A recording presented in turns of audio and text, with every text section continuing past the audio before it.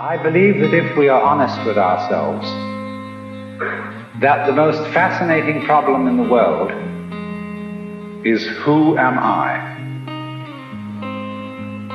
What do you mean? What do you feel when you say the word I myself?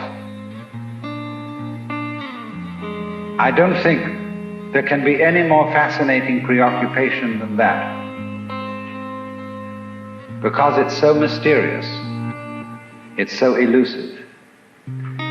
Because what you are in your inmost being escapes your examination in rather the same way that you can't look directly into your own eyes without using a mirror.